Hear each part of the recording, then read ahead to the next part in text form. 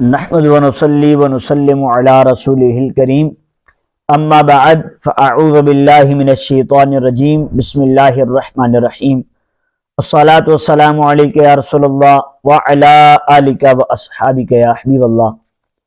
آج آپ کے سامنے رمضان المبارک کی آمد سے پہلے ایک خوبصورت موضوع کہ بلا عذر شرعی یعنی کہ بغیر کسی شرعی عذر کے روزہ توڑ دینا اور روزہ نہ رکھنا یہ کیسا ہے، اس کے کیا کیا عذابات ہیں، اس حوالے سے آپ کے سامنے عرض کیا جائے گا۔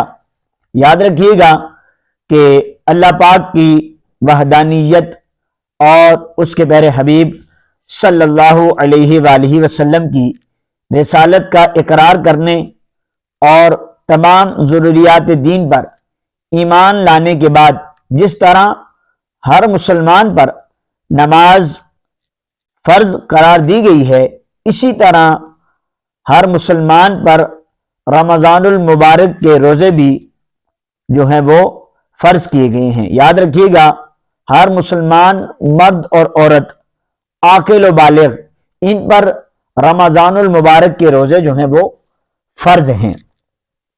بغیر کسی صحیح مجبوری کے ایک روزہ بھی جان بوجھ کر چھوڑ دینا بہت بڑا گناہ اور جہنم میں لے جانے والا کام ہے۔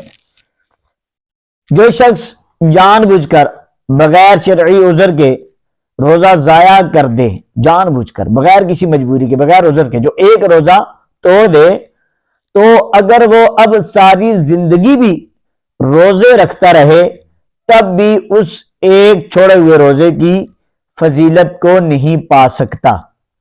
چنانچہ حضرت سیدنا ابو ہریرہ رضی اللہ عنہ سے روایت ہے کہ سرکار مدینہ قرار قلب سینہ صاحب معطر پسینہ صلی اللہ علیہ وآلہ وسلم کا فرمان ہے کہ جس نے رمضان المبارک کے ایک دن کا بھی روزہ بغیر رخصت یعنی اجازت کے بغیر اور بغیر مرض یعنی کہ کوئی بیماری میں نہیں افطار کیا یعنی نہ رکھا یعنی توڑا، تو زمانے بھر کا روزہ اس کی قضا نہیں ہو سکتا۔ یعنی ایک روزہ کے جان بوجھ کر توڑا تو زمانے بھر کے روزے بھی اس ایک روزے کی قضا نہیں ہو سکتے، اگرچہ بعد میں رکھ بھی لے۔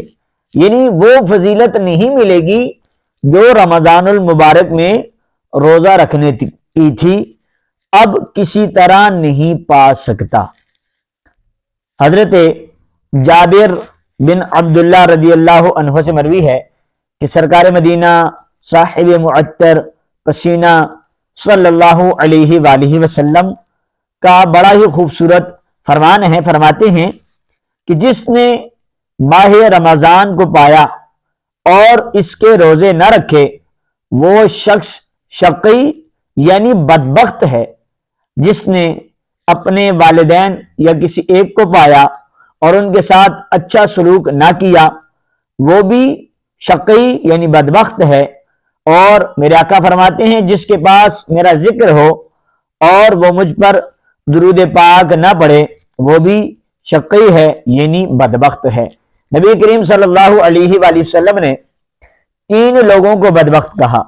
پہلا وہ کہ جسے رمضان ملا اور اس نے رمضان کے روزے نہ رکھے، حضور نے فرمایا وہ شخص بدبخت ہے۔ اسی طرح جس کو والدین ملے اور اس نے والدین کی خدمت نہ کی، فرمایا وہ بھی بدبخت ہے۔ اور جس کے سامنے سرکار فرماتے میرا ذکر ہوا اور اس نے مجھ پر درود پاک نہ پڑھا وہ بھی بدبخت ہے۔ اب آئیے ذرا ایک اور دل ہلا دینے والی، ڈرا دینے والی ایک روایت سنتے ہیں۔ کہتے ہیں جو لوگ روزہ رکھ کر جان بوجھ کر توڑ ڈالتے ہیں تو وہ بھی اللہ پاک کے قہر و غضب سے ڈر جائیں۔ حضرت ابو امامہ باہلی رضی اللہ عنہ فرماتے ہیں کہ میں نے سرکار مدینہ صلی اللہ علیہ وآلہ وسلم کو یہ فرماتے سنا کہ میں سویا ہوا تھا تو خواب میں دو شخص میرے پاس آئے اور مجھے ایک دشوار گزار پہاڑ پر لے گئے۔ جب میں پہاڑ کے درمیانی حصے پر پہنچا تو وہاں بڑی سخت آوازیں آ رہی تھیں۔ میں نے کہا یہ کیسی آوازیں ہیں؟ تو مجھے بتایا گیا کہ یہ جہنمیوں کی آوازیں ہیں۔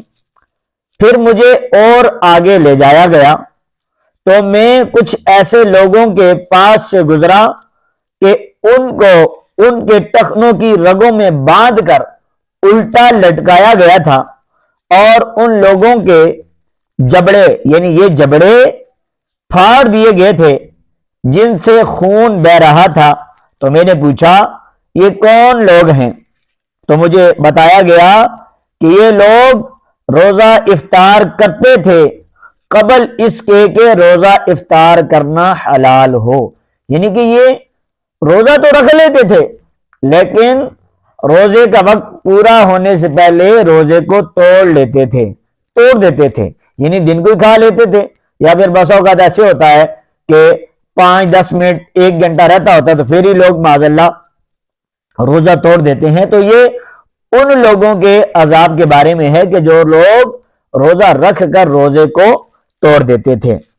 تو یاد رکھیے گا کہ رمضان المبارک کا بغیر کسی مجبوری کے روزہ توڑنا بہت بڑا گناہ ہے۔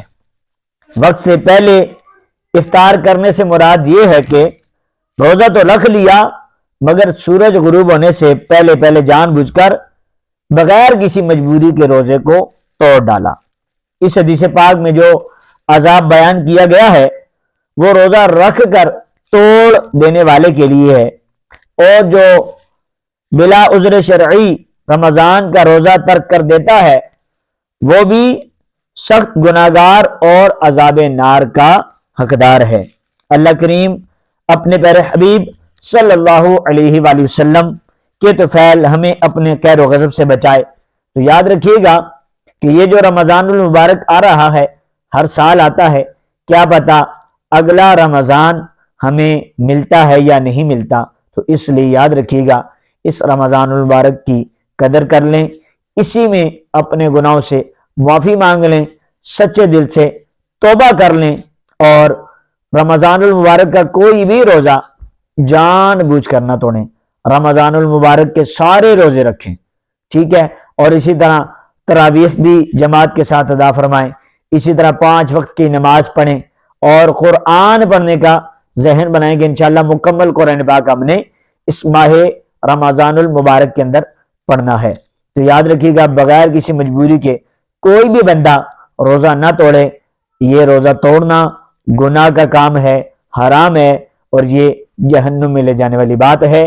اپنے رب کریم کی بارگاہ میں دعا کرتا ہوں اللہ کریم مجھے اور آپ کو اس ماہ رمضان المبارک کے صدقے آپ کی اور میری اور ہمارے والدین کی بخشش فرمائے، اور اس رمضان المبارک کا خوب ادب و احترام کرنے کی توفیق عطا فرمائے، اور رمضان المبارک میں خوب عبادات کرنے کی اور ماہ رمضان کے مکمل اچھے احسن انداز میں روزے رکھنے کی توفیق عطا فرمائے۔